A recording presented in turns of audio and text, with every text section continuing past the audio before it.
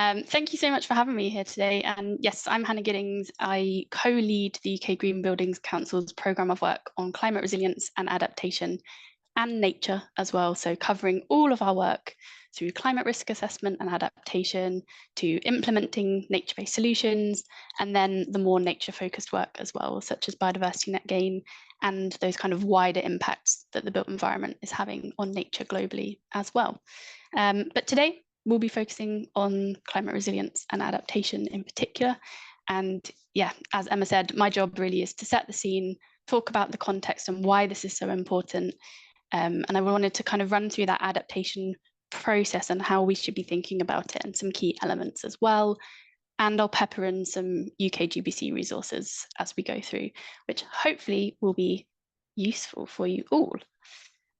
Firstly, just in case you are not familiar with UK GBC and what we do, we are a membership-led industry network aiming to radically transform the sustainability of the built environment through influencing policy, co-creating tools and guidance with the industry, and developing sustainability leadership through our events and learning programs as well. And you can kind of see the four key words that we say here. We collaborate to advocate, enable, and inspire accelerated leadership and action, primarily with business and government. And this is on our 5 key topic areas of climate change, resource use, nature and biodiversity, health and well-being, and socioeconomic impact as well. But today we want to talk about adaptation. So I just thought, let's get straight into it. What is the challenge that we're trying to tackle here? If you have seen me speak before, you may recognize this image. This is the Climate Action Tracker thermometer, and this shows us what likely global temperatures will reach by 2100 based on our current actions and policies. So you can see we're currently on track for about 2.7 degrees C. Even if we're really optimistic with these policies and actions, we're likely to reach 1.8 degrees C, which still breaches the Paris Agreement target of 1.5 degrees C. And these increases in global temperatures are going to change our weather patterns. They're going to cause more frequent, more intense and unpredictable weather events as well. And for the UK, I'm sure you've heard this before, but this is for us likely to be warmer, wetter winters and hotter, drier summers, which are going to lead to different hazard events such as floods, heat waves, droughts, subsidence, even wildfires in some cases. And we're already seeing examples of these, right? I'm sure everyone can think of, the extreme heat wave that we've seen in India recently. It's really clear that the effects of climate change are already here. So yes, climate mitigation efforts to reduce our carbon emissions, extremely necessary so that we don't see further future impacts, but it's also really crucial that we understand these risks that we face now and in the future to be able to successfully adapt to them as well. So some statistics, people like statistics, I think. In the most recent assessment of risks that the UK faces from climate-related hazards, they assessed 61 risks and opportunities. Only 4 of these were deemed to be managed sufficiently on the basis of planned adaptation action, so what we've got in place already. Nearly 60% of these risks were given the highest urgency score, really highlighting that in the UK, at the moment, we're currently struggling to keep up with the impacts of climate change. And what does this mean for the built environment? Well, destructive climate impacts and extreme weather changes will affect all members of our society and have a detrimental impact on the buildings, infrastructure, and environments that keep us secure from these hazards.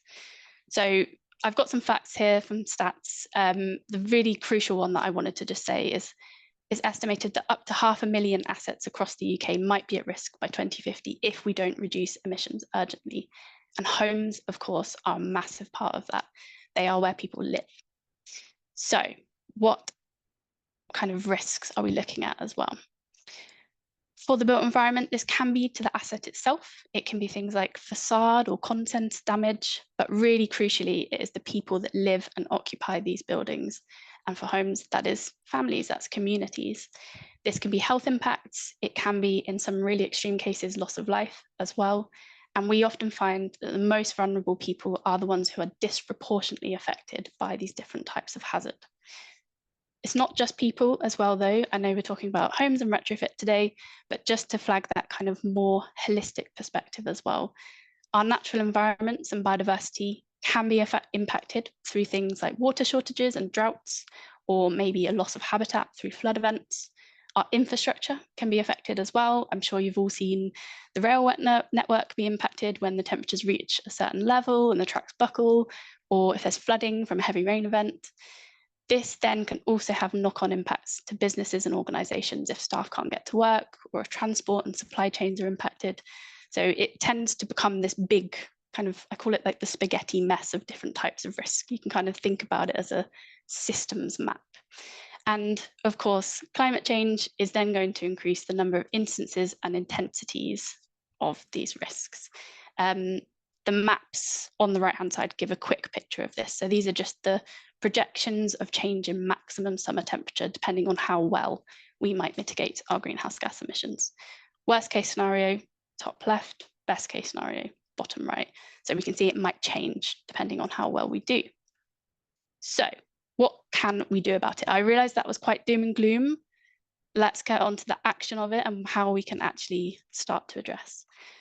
So the first step really is to know and understand the risk you are facing.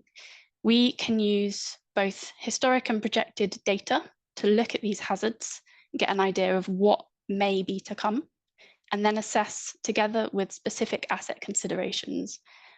That could be things like site visits, it could be modelling, it could be understanding just certain characteristics of an asset like a home, could be the amount of glazing it has, it could be the materials it's made of, it could be things like levels of insulation. If you put these together, you can then get a good picture of those possible impacts. From this, you can then get an idea of your risk level and how likely an event is to occur and the severity of consequence. It maps together to give you that risk level. We've laid this process out in UK GBC's framework for measuring and reporting physical risks. That's the one on the right-hand side here. That gives you an overview and step-by-step process of how you measure and report these risks at the individual asset level. So you can look at this at a home level as well for retrofit action. It also looks into a range of different hazards beyond overheating and flooding, which we see as the two most common hazards looked at in the built environment, but we want to flag that it's not just those two hazards as well. They're really important. They are probably what we are most likely to see impacts of in the UK, but we should be looking at other ones as well at the moment. And the real purpose of this basically was to increase the amount, quality and consistency of that risk assessment process and reporting. And you can do it at home level as well. I actually did this on my own house as a little case study when we developed this guidance. Heat stress risks were the top risk for me, and I actually did go about and made some adaptation action to my house, which really helped for the July heat waves back in 2021. I actually put more planting in the front of our garden, which is south facing, and then I got some, I can't remember what they're called, but kind of, they are portable kind of shading devices that you can put. So it's kind of like external shutters, but not that I have to drill into my house. So definitely, if you do want to test this out on your house and feedback, any comments to us, I would be really keen to hear if this helped and what you could do with it. Once you know your risks, you then can plan for and adapt your adaptation actions as well. So this image here just gives a really basic example of how a home could be adapted for hot weather. I won't go into this as too much detail because I know Zoe and Susie will cover this much more fully than me in a bit. But just to give you an idea of the different types of elements you could look at, like shading, ventilation, or glazing. One really crucial consideration for me to look at, especially when retrofitting, is how mitigation and adaptation can work together as well. So for instance, last week I was really lucky, and I'm not sure how I managed to do this, but my landlord installed some solar panels on our roof. Amazing win. And we had scaffolding up for 2 weeks, and we had quite a big period of disruption, but it was amazing because we're getting solar PV.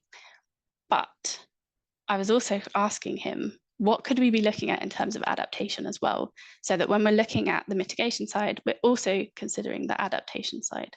So if you're already going to put the cost and time into doing this mitigation work, what else could we do? Could it be things like improving the waterproofing of the roof in case of extreme rainfall events?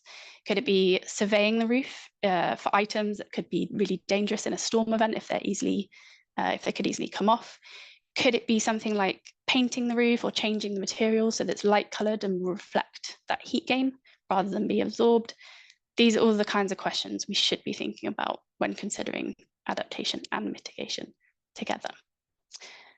So just moving on, quick pop into resources as well that might be helpful.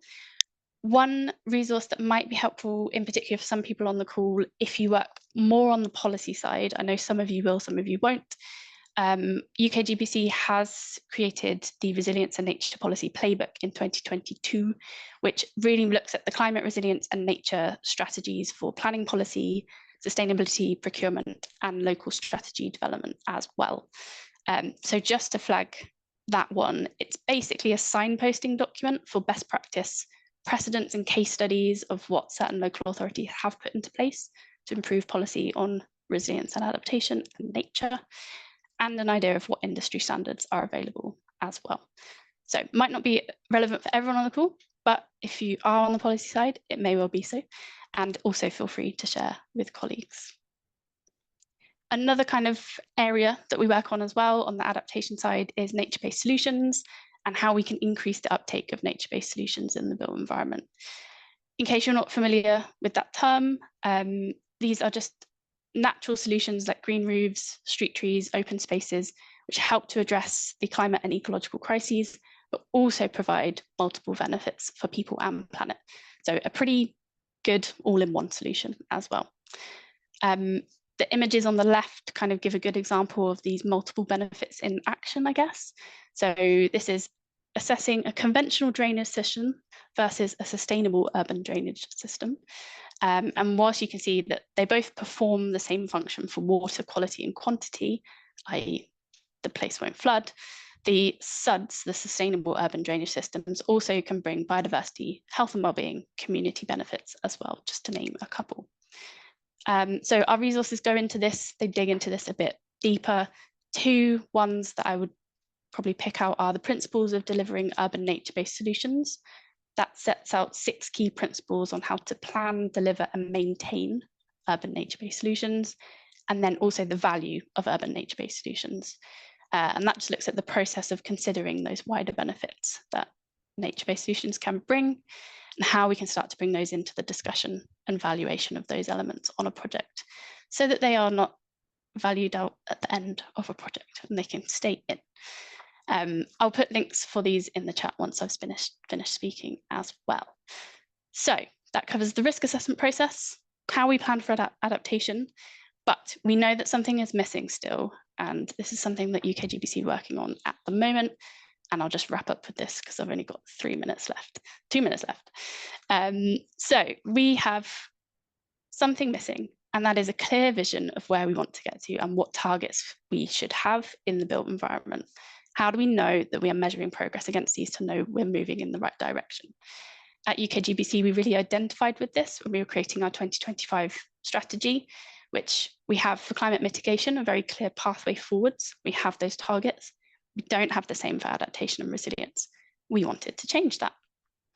So we are currently developing the climate resilience roadmap, which is our answer to these gaps. And that is very much defining what a resilient built environment looks like, setting evidence-based targets and measurable metrics for a range of different stakeholders, understanding our baseline level of resilience or vulnerability to climate impacts, identifying critical actions and policies which are needed, and then wrapping it all up into one pathway for reaching our vision on this, essentially. And the process pretty much just follows the same list of aims. We're working through them one by one at the moment. We will be launching industry consultation on our initial proposals on the 1st of July. It would be amazing for everyone to fill that out if they could.